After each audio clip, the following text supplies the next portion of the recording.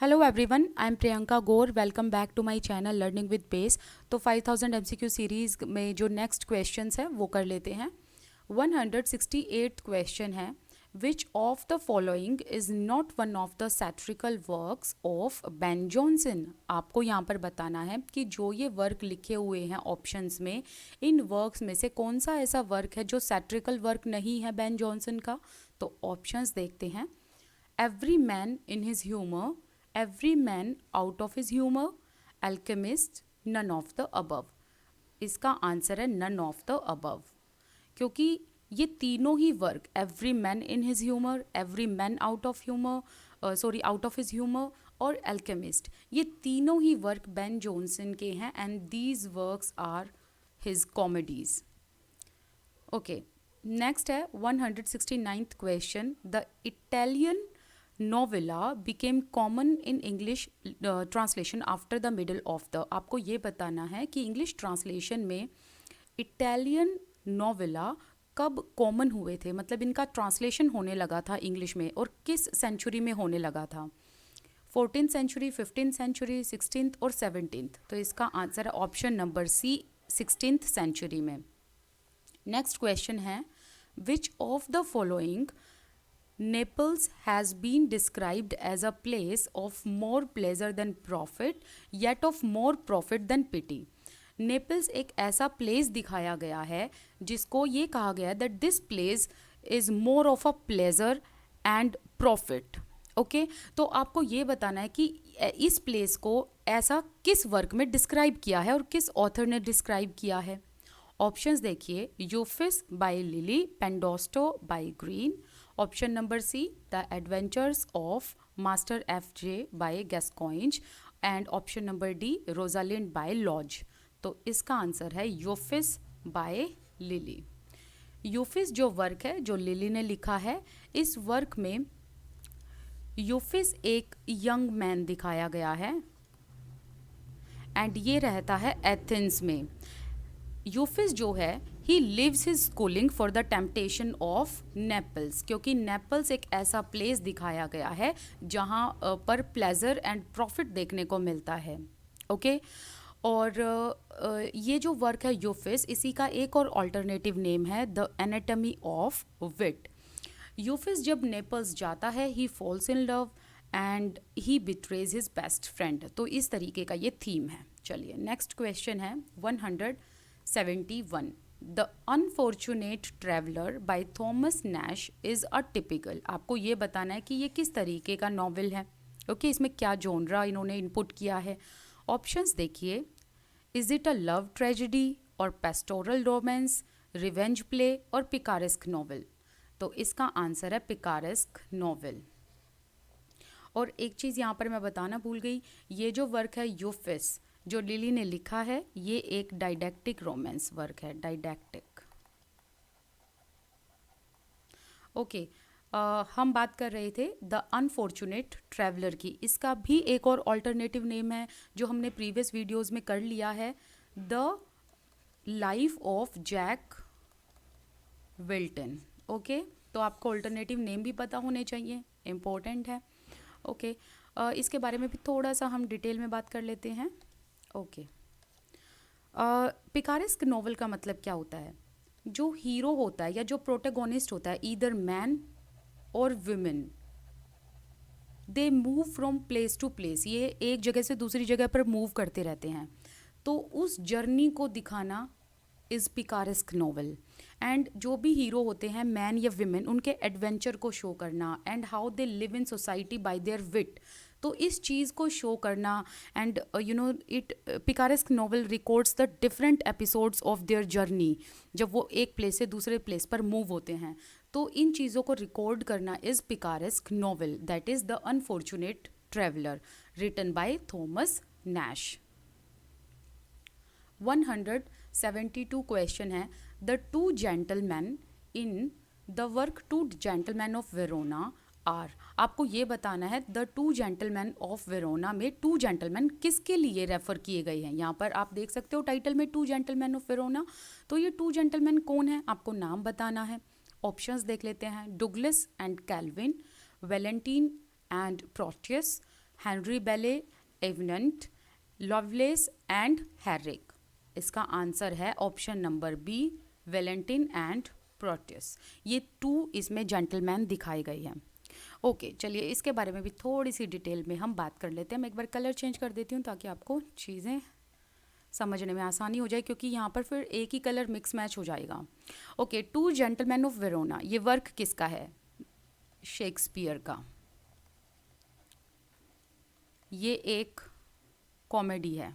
Okay, and इसमें Valentine and Proteus ये best friend दिखाए गए हैं। ठीक है, अब होता ये है, इसके अगर थीम की बात करें तो अब होता ये है कि ये दोनों ही जो दोस्त हैं ये एक लड़की के प्यार में पड़ जाते हैं। ये एक्चुअली ट्रैवल करते हैं मिलान की तरफ। ओके, और यहाँ पर ये एक लड़की के प्यार में पड़ जाते हैं जिसका नाम होता है Sylvia.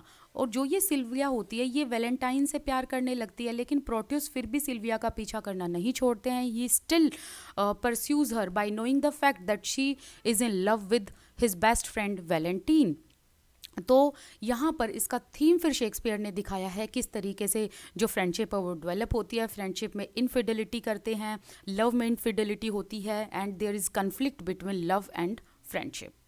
Next question, who among the following wrote only tragedies? आपको ये बताना है इन ऑथर्स में से कौन से ऐसे ऑथर है जिन्होंने सिर्फ और सिर्फ ट्रेजेडीज लिखी हैं, और ये आंसर आपको जरूर बताओगा होगा। Shakespeare, Thomas Kyd, Christopher Marlowe और Thomas Nashe. Option number C, Christopher Marlowe.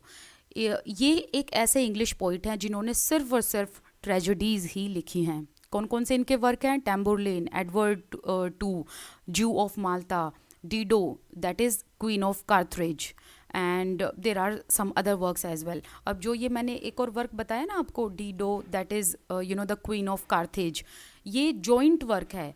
इन्होंने ये वर्क किसके साथ मिलकर लिखा था? थॉमस नैश के साथ मिलकर लिखा था क्रिस्टोफर मार्लो ने। Next question, which of the following poems celebrates Spenser's love? Options देखिए, Amoretti, the Faerie Queene, and ऊपर के ऑप्शन देख लेते हैं, the ruins of time, Epithalamion. तो इसका आंसर है option number A, Amoretti. Okay, ये सोनेट्स का कलेक्शन है जो एडमंड स्पेंसर ने लिखा था। ओके, और ये किनको डेडिकेट करते हैं? ये अपनी लवर को इस वर्क को डेडिकेट करते हैं। इनकी लवर का नाम क्या है?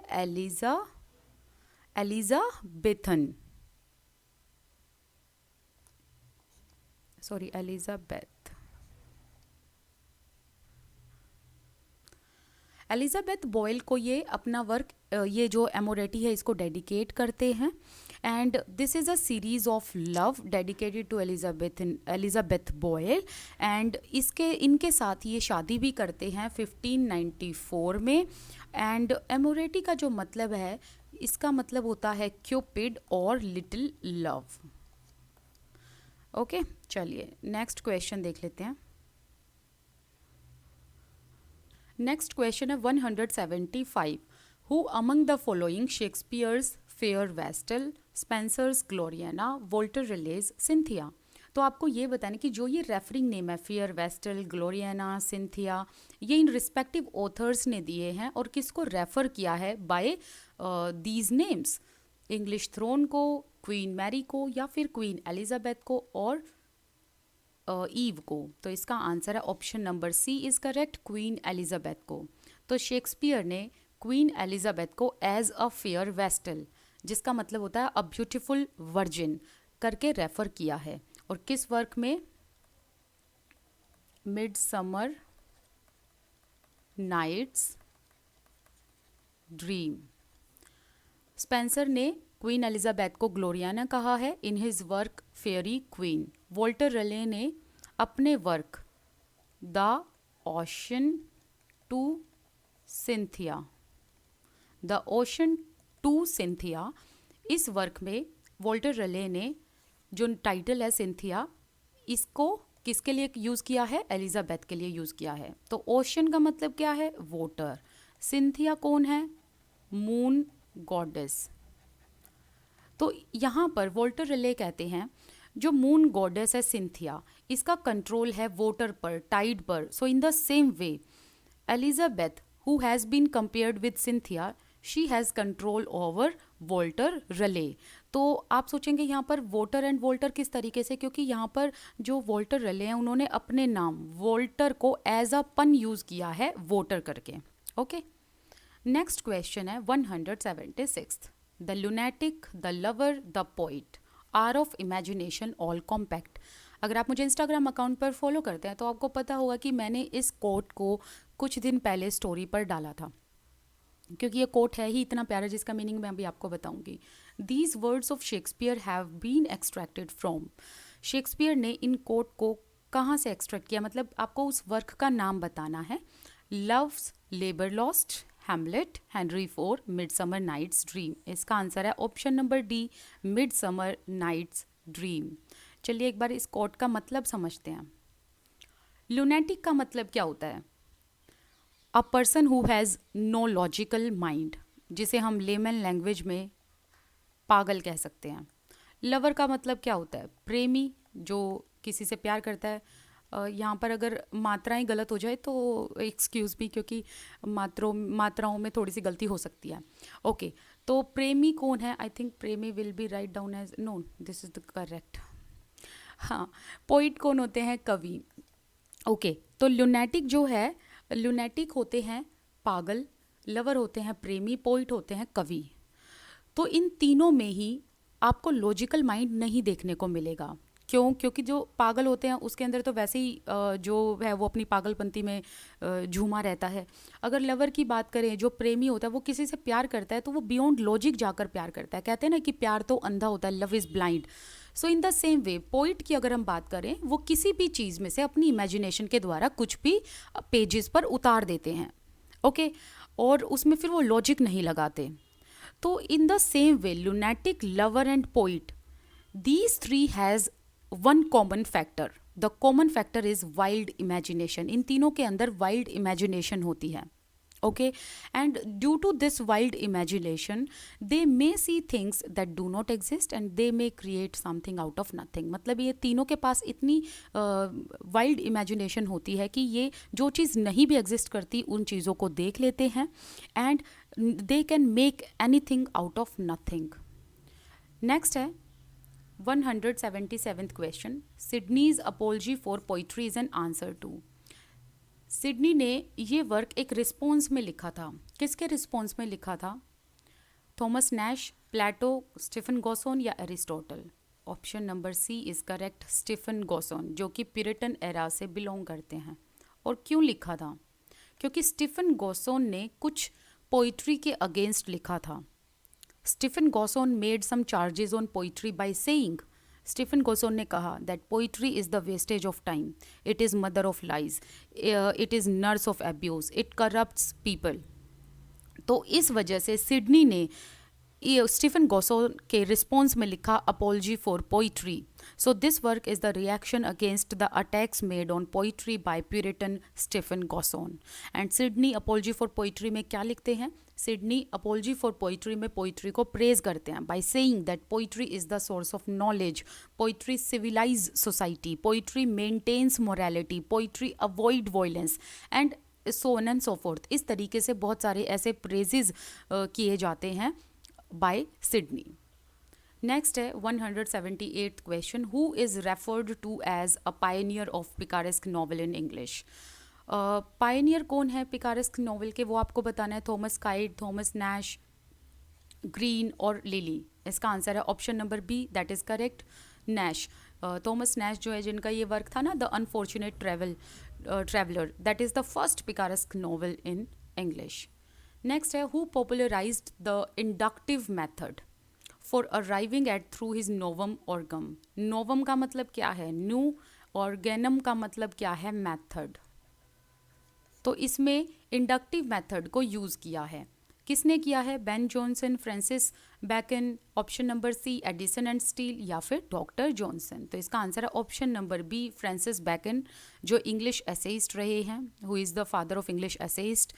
उनका जो ये ऐसे है नोवम ऑर्गेनम, ओके इन्होंने इसमें इंडक्टिव मेथड को यूज़ किया है। नोवम ऑर्गेनम का मतलब है new method, that means it was supposed to replace the method that put forward by Aristotle, that is deductive method। Aristotle का जो ये वर्क है ना ऑर्गेनन, इसके रिएक्शन में इन्होंने लिखा नोवम ऑर्गेनम। तो फ्रांसिस बैकन जो हैं ही रिजेक्ट्स ओल्ड मेथड और मिडिवल मेथड, तो इसीलिए नोवम ऑर्गेनम इन्होंने निकाली, that means he believes in new method. Next है Bacon defined essays. Bacon essays को किस तरीके से डिफाइन करते हैं? ऑप्शंस हैं receptacle for detached thoughts, disposed meditation, और यहाँ पर आपको एक और ऑप्शन मिल सकता है dispersed meditation, leisurely talk of a philosopher over the dinner table. Option number D, A and B. तो इसका करेक्ट आंसर है option number D, because A and B इन दोनों को जो है, जैसे रिसेप्टेकल फॉर डिटैच्ड थॉट्स कि हम जो बोलते हैं, हम जो आइडियाज़ लाते हैं, ज़रूरी नहीं है उसमें आपको एक सिंक्रोनिसिटी देखने को मिलेगी। एंड डिस्पोज्ड मेडिटेशन एज, ये ऐसे को डिफाइन करते हैं एज डिस्पर्स्ड मेडिटेशन। देखिए आप ये ना ये ऐसे पढ़ेंगे आपको समझ आ जाएगा, जिसके बारे में हम बात करेंगे। वैसे तो हमने फ्रांसिस बैकन के बारे में बात कर लिया, बट इनके ऐसे को हमने डिटेल में नहीं जाना है, तो ज़रूर फॉर श्योर हम आगे आने वाले वीडियोज़ में इनके बारे में बात करेंगे। तो जो फ्रांसिस बैकन है, he wrote essays to guide people from the different part of the world, and he guide people to different part of their lives and find better ways to understand their lives। वो खुद कहते हैं कि जो human beings हैं वो अपने experience के through, those experience that they himself have experienced somewhere else, तो ये कहते हैं कि जिन्होंने जो भी एक्सपीरियंस लिया अपने एक्सपीरियंस के थ्रू वो अपनी लाइफ को बेटर बना सकते हैं। नेक्स्ट है 181 मार्लोज माइटी लाइन। ये फ्रेज किसके लिए रेफर किया गया? मार्लो के लिए। किसने किया है? बेन जॉनसन ने किया है। और क्यों किया है? For his uses of blank verse. ठीक है, तो यहाँ पर हमारा जो आज का टॉपिक है वो कंप्लीट होता है। कल आने वाली वीडियोज़ में हम फर्दर क्वेश्चंस करेंगे। This side Priyanka Gaur, I wish you all the best, keep learning. Thank you so much for watching this video and please do not forget to join the Telegram group, क्योंकि यहाँ पर आपको PDF मिल जाती है। And do not forget to follow me on Instagram as well. You can directly DM me over there और आप अपने questions, answers मेरे से पूछ सकते हैं। Thank you so much. Bye bye.